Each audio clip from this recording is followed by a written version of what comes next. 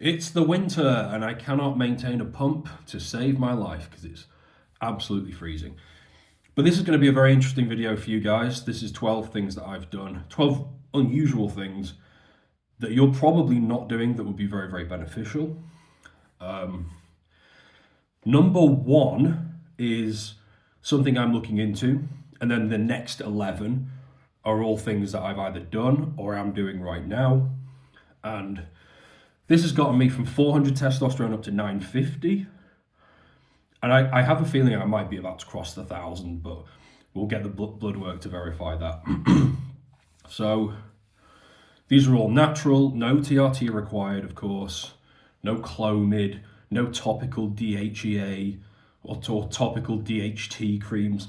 Be really, if you are, any of you watching this are using stuff like that, be very careful, especially the DHT. I mean, it's another topic for another time, but it's all natural, that's the point.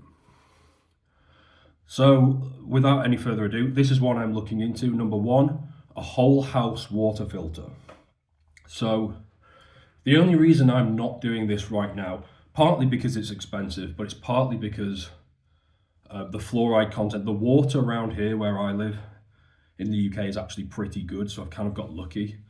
A lot of guys, especially in cities, especially in American cities, I mean, you Google it, put your postcode in, the water's not great, partly for estrogen, partly for testosterone, partly for the family, your overall health of your entire family. So it's definitely worth looking into. You improve the water, it's a significant factor in getting your estradiol down and improving your testosterone as a result of that. The aromatase goes down, things like that. So that's the first one. It is expensive, so it's more for, if you watch the 5 testosterone maxes video, it's more for the family guys, the higher income guys, that sort of thing. Second one, everyone should be doing this, is going for morning walks. I don't care if you live in Dubai, I don't care if you live in a city. It's even better if you have access to nature. But the biggest benefit here is that it sets the circadian rhythm. It's good for your metabolism. Getting some light into your eyes, even if it's cloudy, is very, very important for sleep quality later on. It's counterintuitive. You always think for sleep that the evening routine matters. No, the morning routine matters possibly even more because it sets a countdown on all the other stress hormones. And then on top of that, you're burning some calories. It sets the foundation for good gut health, although there's a lot more to it. Good for your metabolism. And if you've got nature as well, it's good for cortisol levels. So morning walks, guys, I know it sounds kind of lame, but it's really important, especially when everyone works at home and we're all glued to our laptops all the time. It's a big one. Number 3 is red light therapy.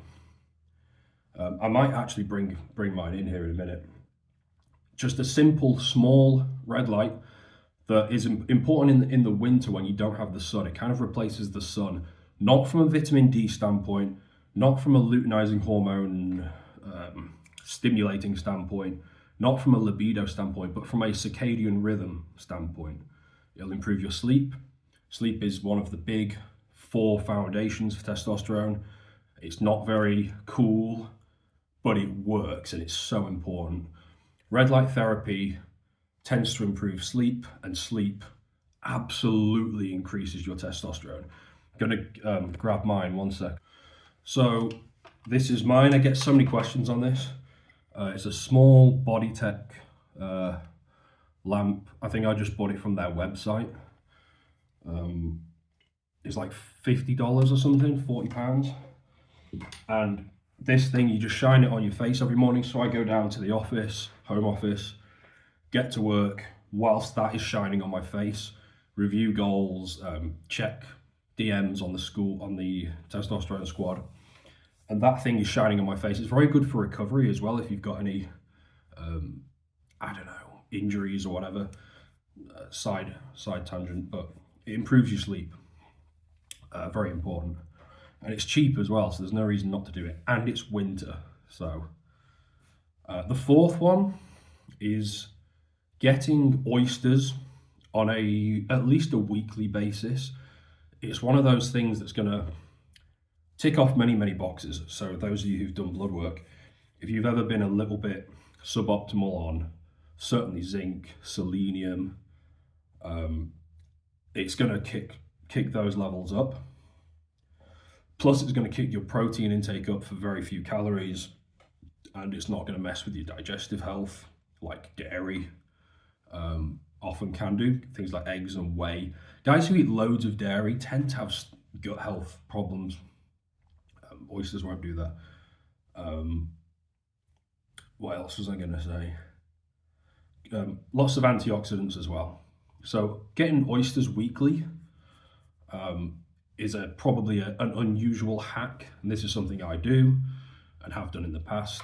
It's not the cheapest thing, but it's a big one. It's not just about eating meat and eggs. There's a bit more to it. Oysters. Fifth one, magnesium post-workout.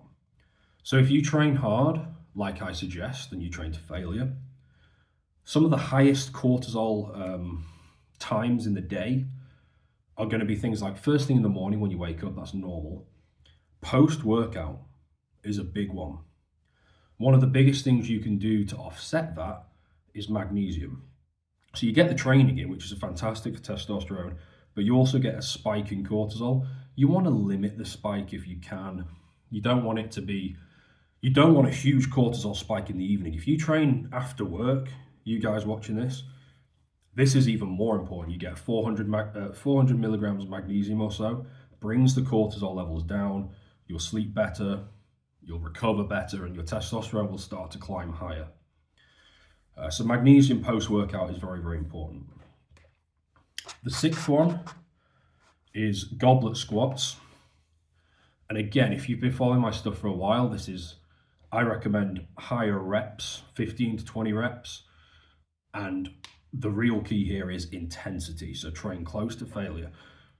And then this is the biggest kind of lower body training is the biggest stimulus of testosterone release. All the studies agree on this. It's just fact at this point.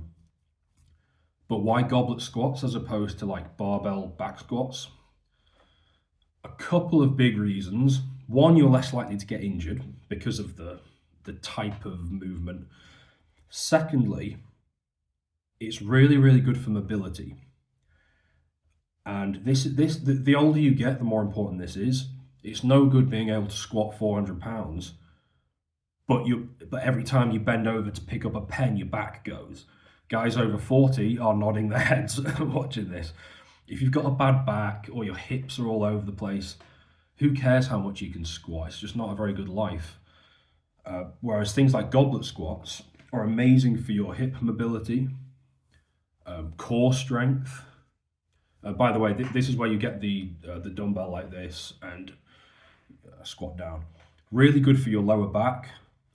And if you do higher reps, you're less likely to tweak anything. You're less likely to put too much stress on your joints or just do something dodgy. You're just purely getting good technique in there, training the muscles, and getting the testosterone release. So goblet squats are fantastic. The older you are, if you're a man over 40, I seriously recommend these. I would do those instead of barbell back squats. Leave the 400-pound squats and the 500-pound deadlifts for the guys with egos, younger guys with egos who are happy to injure themselves every 6 months. Number 7 is kefir, however you say it. All raw milk first thing every morning. And I've had this recently where my stomach was playing up one morning. I must have eaten something dodgy the night before or something. I don't know what caused it. As soon as I had some kefir, within like 1 or 2 minutes, my stomach problems had just completely disappeared. The stuff is magic for gut health. Raw milk as well. Raw milk's pretty expensive. although I've done a video on this not too long ago on if you've got the money, and if you're a man over 40, I think you should spend the money on this stuff. It's a complete game changer. Gut health is extremely important, not just for energy, but for free testosterone and DHT levels, because if your gut health is all over the place, you're going to lose a lot of DHT and potentially downstream effects on testosterone levels as well. And this is that's two different pathways: the direct gut health pathway and the longer term hormonal consequences pathway that are going to massively affect how you feel, how focused you are, and then testosterone levels as well. Gut health is very important. So just something like kefir or raw milk first thing makes a big difference. Instead of what most people do, like muesli or porridge, or like eggs are great, but if you need to optimize your gut health, this is what I would recommend. Number 8, and this is probably not a controversial thing on a testosterone channel with you guys. I wouldn't have thought anyone's going to strongly disagree with this. Avoid woke people. People who just have a completely warped view of reality. People who just don't see reality for what it is. And they tend to be people who aren't very physical. They don't train. They don't live a very healthy lifestyle. They have low self-esteem. They don't understand how the world works. People like that, generally speaking, are going to bring your energy down. They're going to irritate you. They're not going to be the guy you can go to the gym with and train hard with, or set up a business with, or do meaningful testosterone boosting activities with. In fact, they might get offended by the word testosterone. So the people you hang out with does make a big difference, especially the people you hang out with the most. So I can't imagine that would be too controversial at this point. If you're hanging out with male feminists, obviously that's not going to be very good for you if you want to hit 800 plus testosterone, do some boxing, some high intensity leg training, eating meat. That's another one. Hang out with better people would be the advice there. The 9th one, and I have knocked this a little bit in the past because my argument is it's not as magical as people make it out to be, because you look at these people and they're not exactly setting up these big businesses or having an amazing physique or traveling the world or attracting top tier women, but they love this stuff. But I will say that it plays a role. It does play a role, and it's better than the alternatives. And this is to do semen retention. I have done it in the past, and I know that it does increase your energy. It's not some magical thing, but if it helps you to quit porn, and if it helps you to focus for 5-6 hours a day instead of 2 hours a day, then of course that's going to be a very helpful thing. So retain your semen, stop wasting it over pictures of women you're never going to meet. It is something that will give you more energy. Sexual energy is a real thing. The more you have, the more you can put into something productive. And if you stack this up every day, every week, it will make quite a bit of a difference. The 10th one, and this is a little bit weird, is to eat raw beets, beetroot. Beets are a huge thing for nitric oxide in the body, anti-inflammatories. The potassium makes a difference in terms of opening up your blood vessels, which I have absolutely none because it's cold, but I've got to get my physique out for a video. But eating raw beets is a big thing. It'll improve your blood flow, your cardiovascular health, things like morning wood, of course. And then these things can have knock-on effects for testosterone levels, especially if you had weaknesses in those areas in the first place. And especially if you combine it with the other tips that I've been talking about, so the goblet squats, the leg training, the morning walks, the extra sunlight, these things start to compound and they'll make a huge difference. Number 11 is to take DIM or DIM. I can't, it's got a long name that off the top of my head, I'm not going to say it right. But to take DIM, especially if you have high estrogen levels, if your estradiol is on the kind of upper range, the 40 pgml kind of threshold, a little bit high. Certainly if you're out of range and you're beyond that, DIM is one of the most powerful things that cruciferous veg has in it, naturally. It's a naturally occurring compound. Have lots of cruciferous veg spread throughout the day so you don't have gut issues from all the fiber. But also take DIM, you'll get your estrogen way down. You don't need, this is what guys on TRT do, or their doctors do. So they take all the TRT injections and everything, and then their estrogen goes high because they're not lean enough and they're not living the right kind of lifestyle. And then the doctors try and put them on aromatase inhibitors, like strong, powerful drugs that mess with your heart health, and they tax the liver because they go through the liver. And these guys are on, there's for every problem they have, there's another drug added to their stack of drugs, and they're a walking pharmacy. And it's like, just have the cruciferous veg and then DIM and then a couple of other, like maybe maca. So some of these naturally occurring compounds can fix the problem. Shouldn't be on TRT in the first place. Get your body fat down first and get your natural test levels up.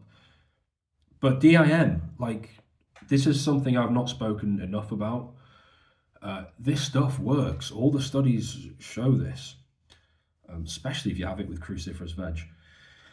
And then the 12th and final one, because I don't want this video to keep going too long, is to only use extra virgin olive oil at the end of the cooking process so you get the most out of it nutrient-wise and it's not burning.